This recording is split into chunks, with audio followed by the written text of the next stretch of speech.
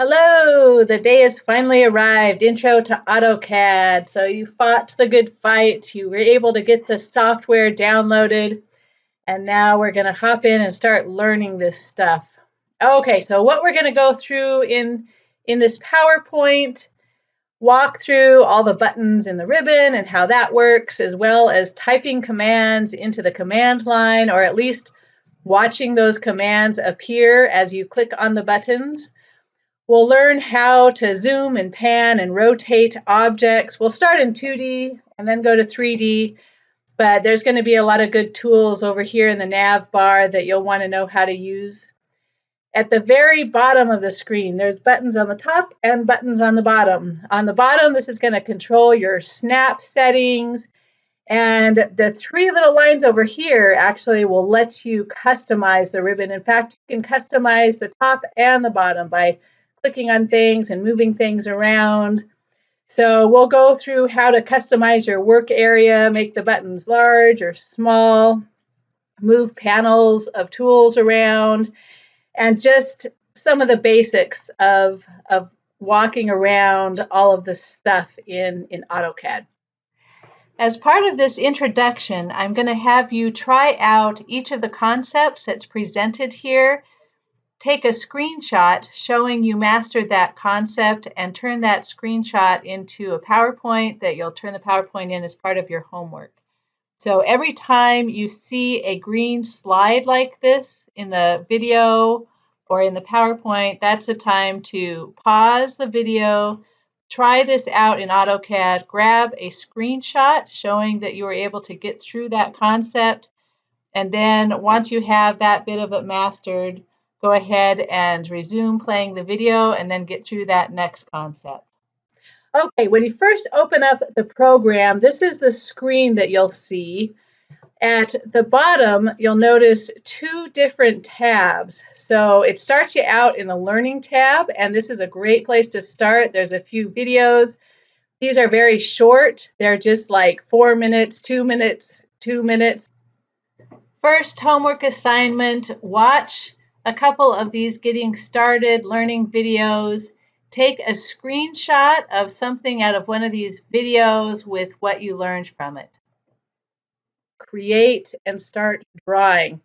Now you're going to be really tempted to click on this big Start Drawing button, but I would rather you click on the little arrow, scroll down, and choose one of their default templates. So this is going to have units set up for you so that when you start typing in numbers, those numbers are going to correspond to either metric or English units, which will be very convenient when you start adding dimensions to this thing.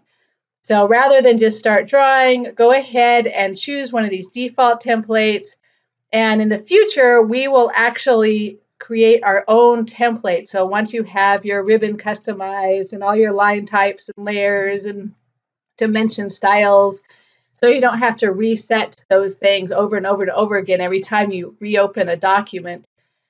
Just make a template. Now, when you save these templates, it's got a crazy file path. So this is J Turner under App David, Roaming, Autodesk, AutoCAD. Like, it's buried in there, but it will pop up. Anything you save as a template will pop up under this Start Drawing, and that'll save you lots of time in the future. Okay, so you'll have your recent documents over here if you want to open up some of those or just start from a template. And this Start tab, it will remain up here. So as you open additional files, always come back to the Start tab and choose one of these templates. So you're not just randomly starting, you have your units defined. File types. Okay, so there are DWG, BAC, DWT. These are the three main file types. As you save drawings, that's what this is short for, DWG. It will also save a backup file for you. And this is one of the, heartaches if you forgot to hit that save button. And the backups are automatically created every time you save your DWG. So if something happens, it totally crashes, which is common. It's a huge program. Don't have AutoCAD open and also have PowerPoint and Mathematica and a whole bunch of other simulations going.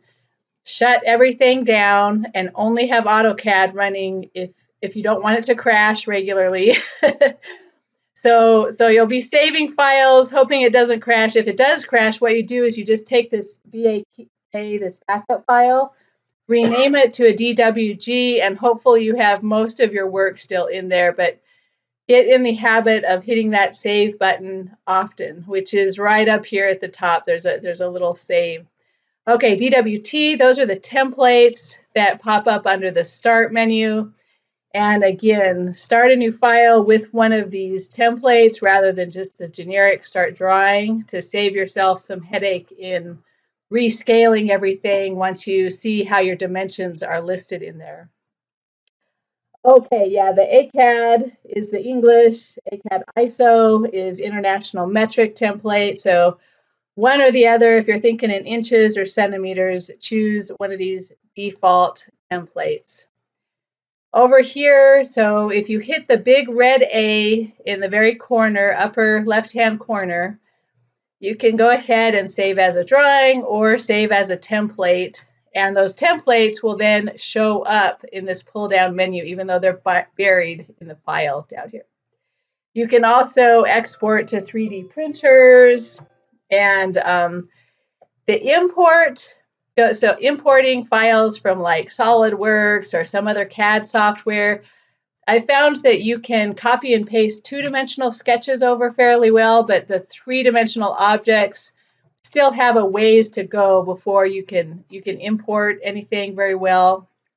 So STLs are good to export or G-code, and there's a few open source platforms if you have a specific type of file to feed into your CNC machine or into your 3D printer that can convert from one type of file to another. But unfortunately, a lot of the CAD software, and it is AutoCAD set up for civil versus Inventor and SolidWorks is set up for mechanical engineering, and it's, AutoCAD uses layers versus parts, and so it is it's a whole different set of data here. Okay, so just coming over here to the drawing area, let's walk through a few things. There's a couple tabs along the bottom. So you have your model space, and your model space, you want to leave it as a model down here as well. This is where you're going to draw stuff in your drawing area. If you want more room, if you want to minimize the size of these buttons, there's these little arrows up here. So you just click on the arrows and that will change your menu. If your buttons are gone, just click these arrows. It'll cycle through 2 or 3 different sizes of buttons. Okay, up here, so you can have multiple files open. Remember, just go back to that start. If you want to open a file, you can just hit the plus sign, and I think it defaults to the same format that you had previously. But to be safe, go all the way back to the starting screen and pull down the right template when you're adding.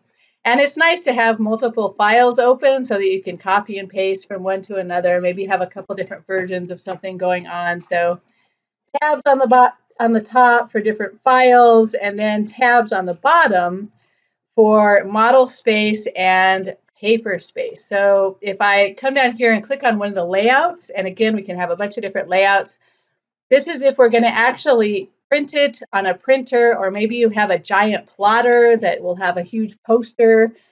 So you can go through, this is where you have your title block and you add dimensions to it. There's this really cool view base command that it will take a 3-dimensional object and give you the orthographic projections of that object. So very convenient. If you right click on any of these tabs, you can come up here to the page setup manager, and that will let you choose your printer. It'll put these little dashed lines for the printable area, so you're sure not to do something your printer can't handle. You can do landscape or letter. You can change the size of your page. So if you have legal or just 8.5 by 11, standard A size, B size, or a huge poster, so you're formatting it. And it used to be for drafting that you'd have to scale your object up or down to fit on a piece of paper. that's no longer true. So now what you're going to do is you're actually going to make it to scale in model space. So if it's a house, you draw it the size of a house. If it's a little watch gear, you draw it the actual size of that little teeny watch gear. And then when you want to print it out, this is where you're actually going to scale it up or down. So your layout is for actual pieces of paper that you'd hand to the machine shop. Okay, back over here to our model space. There is up here in the upper left-hand area, there's 3 different buttons to see. Okay, so there's one that you can add viewports. There's one that kind of does the same thing as your view cube. You can look at the top left. And then there's another one that has different visual styles that you can see things in. So just to walk through what some of those look like. So here's visual style examples. So you can have a wireframe, realistic, X-ray, and just depending on what you're making, one of these. I do like to come back to the 2D wireframe. You can make surfaces or solids, and knowing is that just a very thin eggshell surface, or did I make a solid piece when I did this 3D object? That will show up as different styles in your 2D wireframe. That's an important thing to know.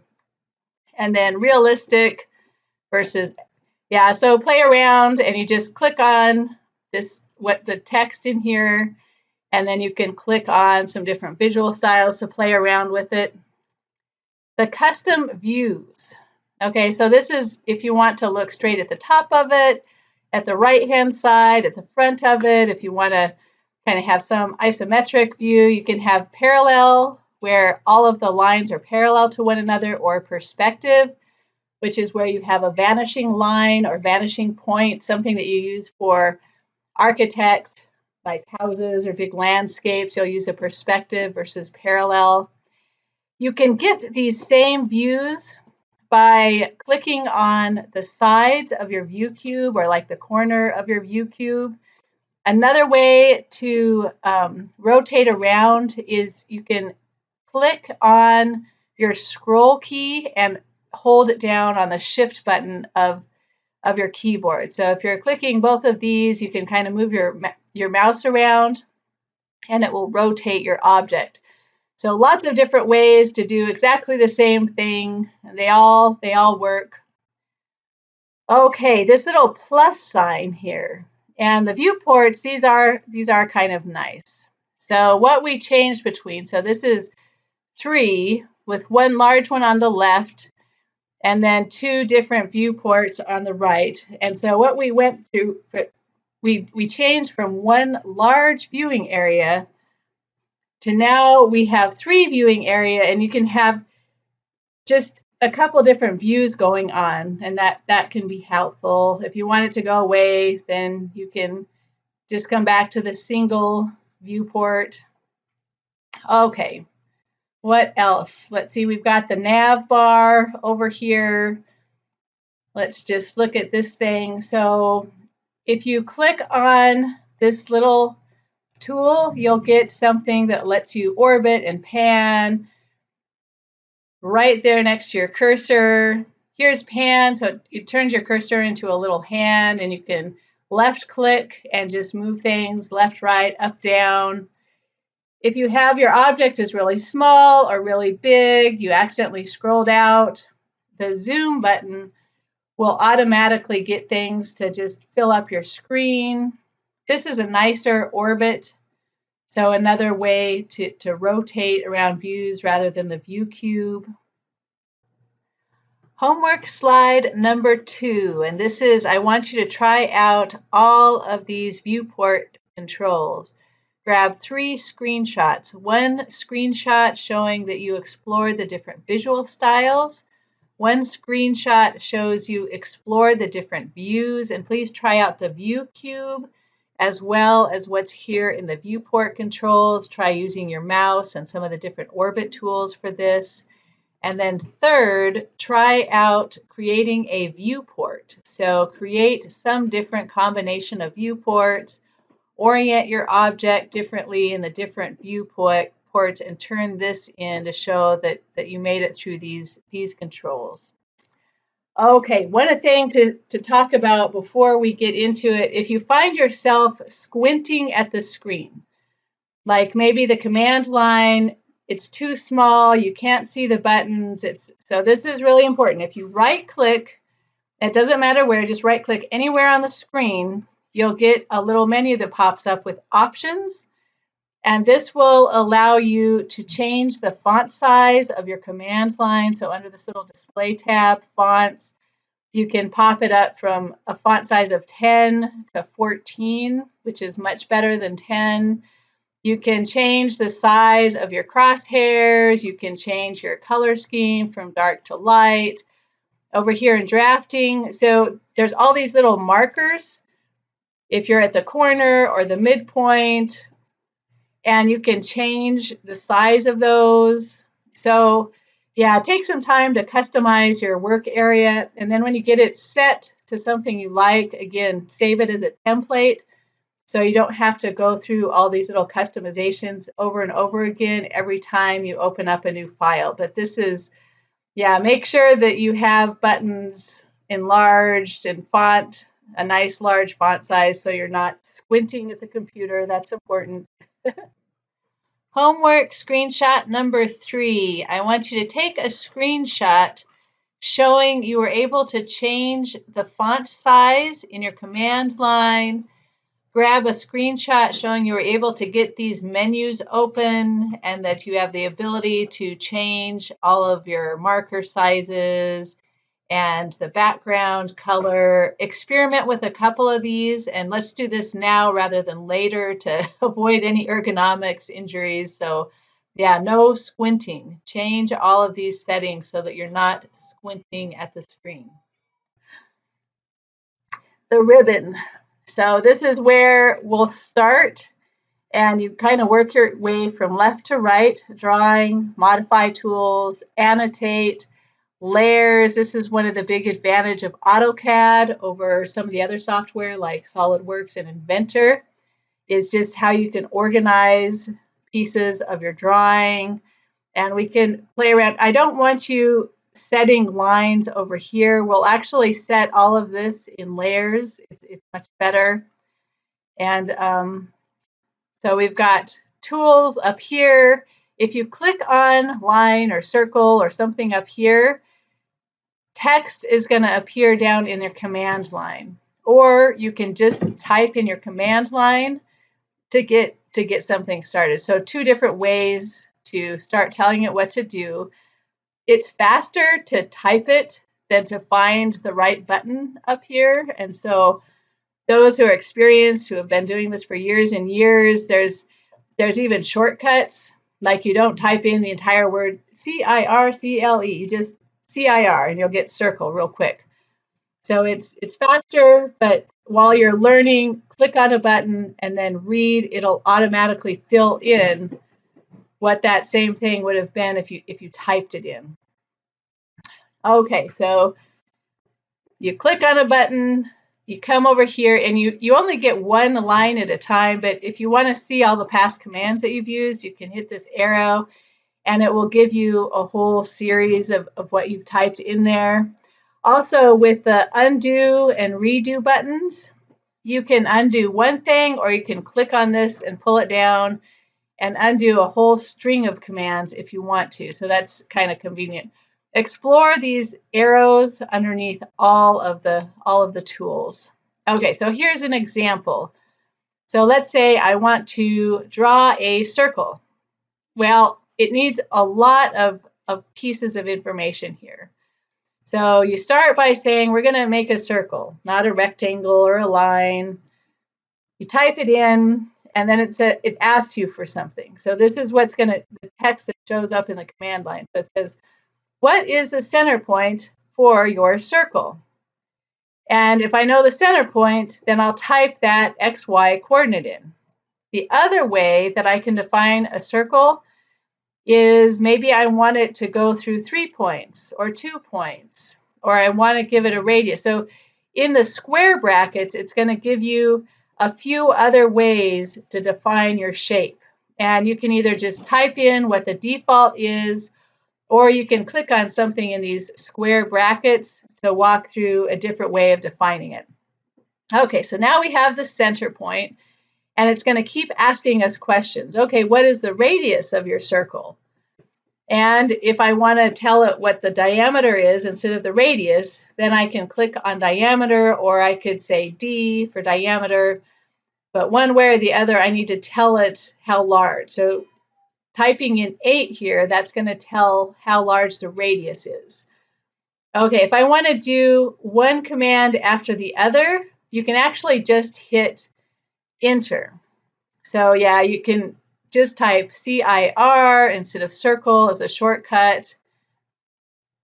Enter the information it needs, and then if you're doing the same command over and over again, line, line, line, or circle, circle, circle, if you hit enter, it'll pull up the previous command that it had in there.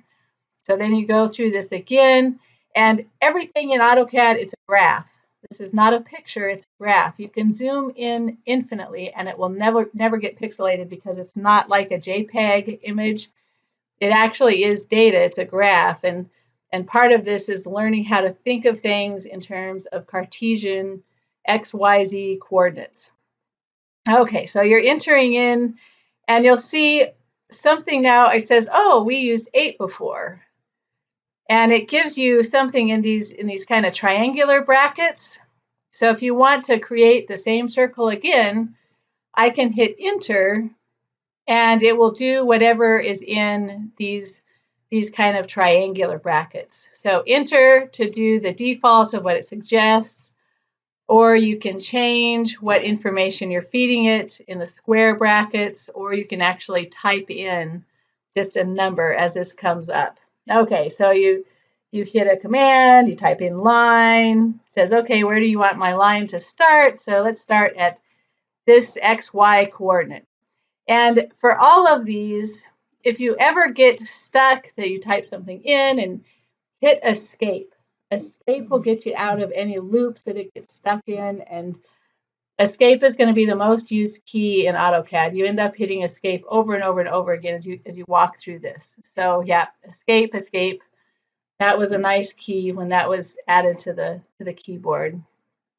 Okay, Control Z or click on the arrows to undo one or more options. Switch between different ribbon styles if you want to give yourself more room to draw. There's bunches of options in the ribbon too. So if you just click on all these little down arrows, it'll give you different ways to define objects. And if you hover your cursor over something, if you hover it for a little bit, it comes up with a quick description. Leave it there for a little bit longer, so you have to be patient. Just put your cursor somewhere and just let it sit there for a while. It will pop up with instructions on how to use that tool. So tangent, tangent, tangent. This will draw a circle that is tangent to 3 lines. And so it'll show you if you click number 1, this is the first place you click, number 2, this is the second place you click, and then 3. It will create a circle that is touching those 3 lines, tangent, tangent, tangent.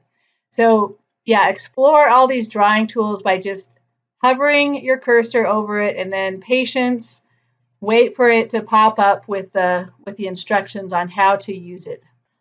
Homework slide number 4. I want you to go to the Start tab, open up a new AutoCAD template. So this is going to be the English unit template up here.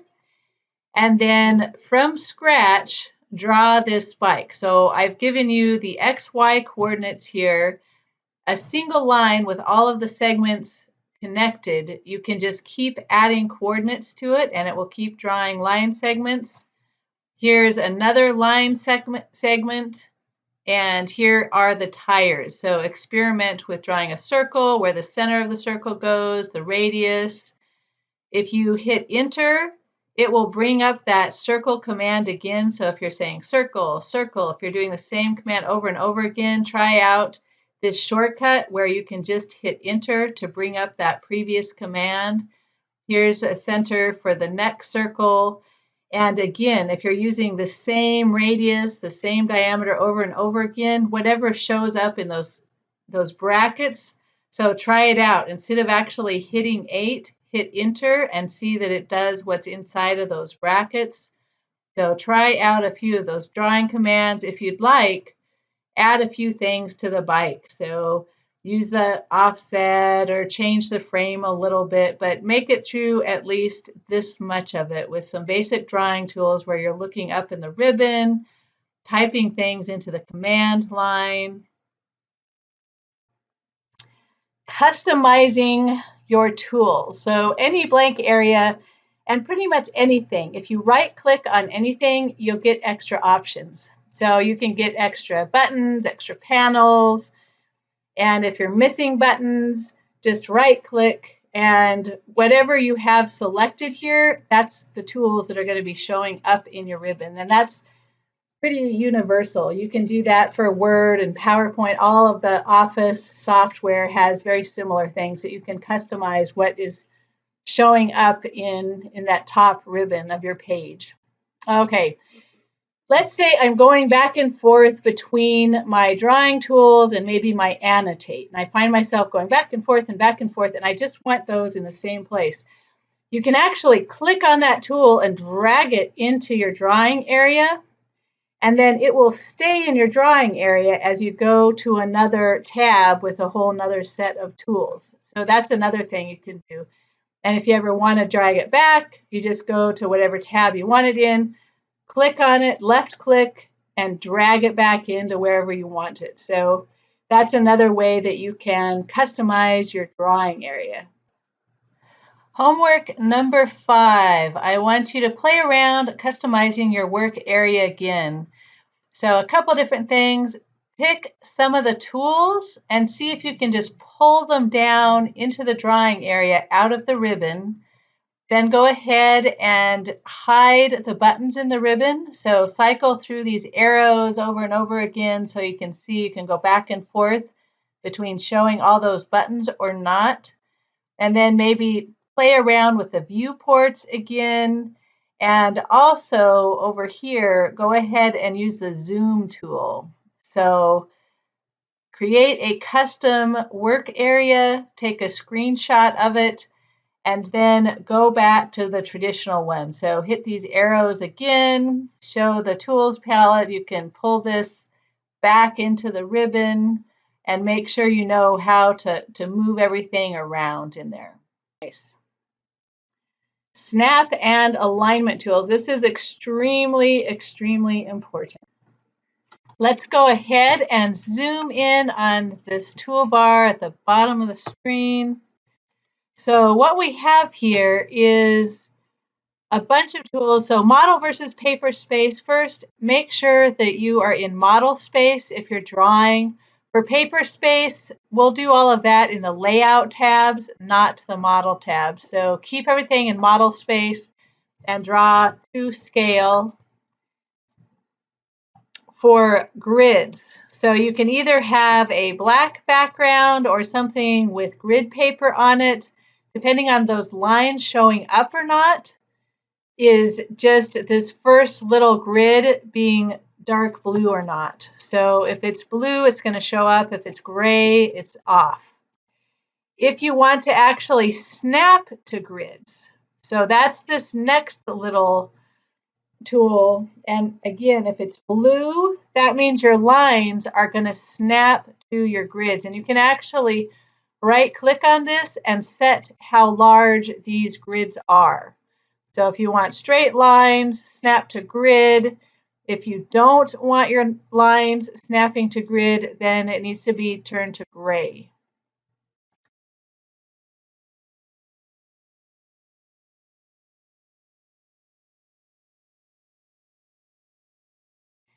As well as snapping to grids, you can also snap to angles.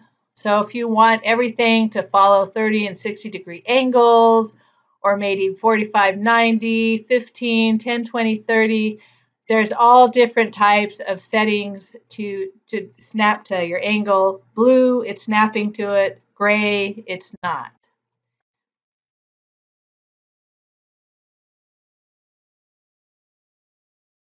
For objects, so you've drawn something and you want the new line to maybe be at a midpoint of another object or at the end of another line, or maybe you want to find the center of your circle. There's all these different shapes that your cursor will change to a different shape when it is hovering over these types of features. So if you want these snaps to be on, and again, blue is on, you click the little arrow. You can select which of these you want your cursor and your lines to snap to, and then watch your cursor change shape as it's trying to snap and connect to different objects on there. So those are some of the snap settings. There's a few extra tools that you can show in here. Click on the 3 lines on the lower right-hand side, these 3 little lines here. And one of the important things, coordinates. So when you start up, and you have to start up a command, but when you type in something like line or circle, and then hover your cursor, it will actually show you the XYZ coordinates of where your cursor is. So this is very helpful to have those coordinates show up on here. PowerPoint slide number 6. So for this one, I want you to explore all of the snapping tools along the bottom of your workspace. Okay, so first, try out the grid. I want you to click the little arrow next to this, go to grid settings, and change the grid size to 0.25 instead of 0.5. So make sure you understand how to set the size of your grid, and then walk around, make a line just by clicking on the screen. So click on the screen and feel your cursor clicking to those grid size. So turn it on, make sure it's blue, and then click to the grid, and then maybe turn it off and make sure that you can draw something with or without, get the difference of what the snap is on versus a snap is off. Okay, number 2, try out the different angle snaps. Okay, so set it to something like 30, 60, 90, and then draw a few lines that show that you have this thing snapped to a specific set of angles. And again, draw something with this on, and then draw something with this off. So you can see the difference between having the snap on or off. The last thing, I want you to go to the object snap settings. If you click on object snap settings, you'll get this window that will appear where you can just select all of them. And after you've drawn something, hold your cursor over pieces of this.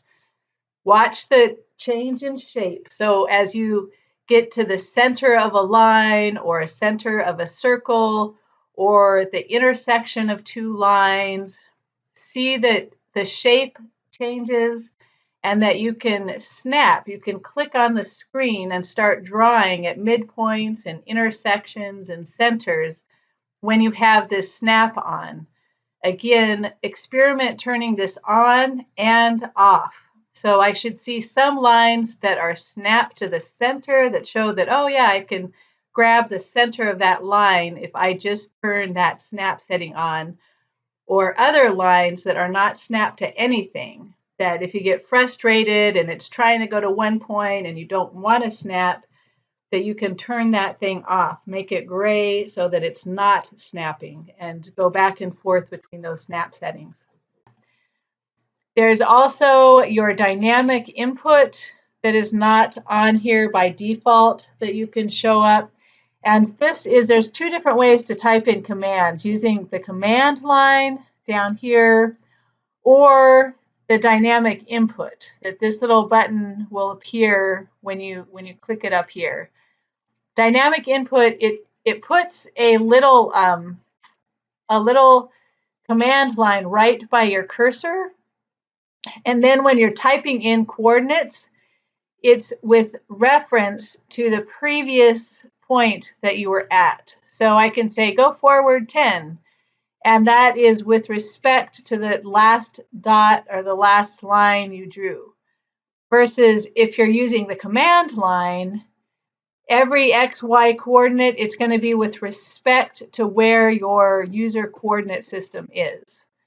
So two different ways. So this one is with respect to the last point, not the coordinate system, versus drawing something with respect to the user coordinate system. So that's another important thing. So to turn this on or off, you can type in dyne mode, and on is 3 and off is -3.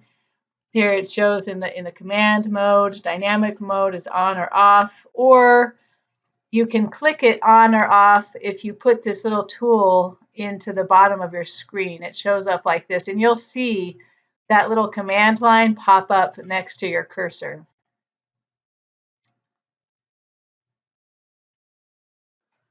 Okay, last screenshot for your PowerPoint presentation showing that you know how to use some of the buttons in here. And that is, I want you to turn dyne mode off. And after you've done this, click the little up arrow and grab a screenshot that actually shows your command lines. So I should be able to see a whole list of all the commands you did. So first, try it out with dyne mode off and walk around and make a rectangle. So that's this first large rectangle that you're seeing here. And then I'm going to go ahead and turn dyne mode on. This will give me kind of a little miniature command line right by my cursor. I give it some first point, and then after that first point, I'm no longer giving it XY coordinates. What I'm going to do is just drag my cursor in the direction I want to go, and then type in the length that I want to go. So instead of figuring out what that actual X and Y coordinate is, if I know the length of this side of the rectangle, I can just type in the length. So I'll start moving it up and type in the length of moving it up, or pull it over and type in the length of moving it over. So try out those two methods of walking through, and sometimes it's nice to put everything in with respect to where your coordinate system is. And sometimes you know the length of a window or a length of the wall, and you don't want to have to figure out where it is with respect to the coordinates. You would just want to say, I want to make this 10 long or 2 high or something. So play around with those two commands, turn them on and off using the tool down here. Again, those 3 little bars, you can change what is showing up down here. So clicking on and off, or actually type it into your command line, -3 and 3. But I want to see a list of commands. So open up your command history so you can get a screenshot like this, showing me the 2 rectangles that you made, and also showing me that you were able to make those with the dyne mode off and with it on. Just in review, you have your drawing tab, so you can have multiple drawings open at the same time. All of your drawing tools up here in the ribbon. Here's your view cube for orientation, your navigation bar, command line, model and layout spaces, your snap and alignment tools. Okay, I'd strongly suggest everybody take the time to explore all of these tools. Make sure you can rotate, zoom, turn snaps on and off, that you understand what all of those different snap settings do. We'll have a scribble page that you can, the sole purpose of the scribble page is to explore all of the different drawing tools and make sure you can use all of the buttons on this. So if you just start from left to right, click them on and off, see what they do, that would be a great start for everybody.